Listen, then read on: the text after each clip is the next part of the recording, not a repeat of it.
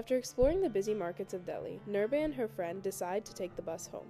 Unbeknownst to them, Nurbaya and her friend are being taken off route by the driver. Once they notice, the two confront the driver, but in doing so, are trapped by the 6 men on the bus. The perpetrators knock the friend unconscious and brutally assault Nurbaya, who is then left on the side of the road abandoned. She is found by nearby villagers, one of whom is her mother. Nurbaya's mother quickly realizes that it is her daughter who was attacked after recognizing her belongings. She begins to grieve as Nurbaya dies in her arms. Fueled by despair and anger, she takes the 6 perpetrators to court, only to face a society that has shifted the blame onto Nurbaya. Her mother, alone and frustrated, is met with the harsh reality of injustice and misogyny. महिलाएं court में खड़ा होकर बहस करती हैं कि इनका human right है, ये यंग है, क्या बच्ची यंग नहीं? दुख मिला है उसके सिवाय और कुछ नहीं है.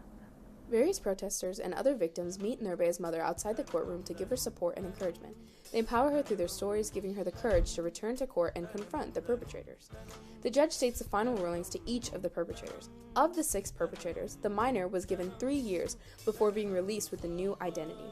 The other 5 were given the death penalty, but one took their own life before the execution. The verdict closes the case, but the justice system remains broken. It exposes deep flaws that still demand change. Nurbaya's story, along with the experiences of other victims, raises the question, what if? What if that night the bus had taken the right route and Nurbaya arrived home safely? What if assault victims were supported instead of blamed?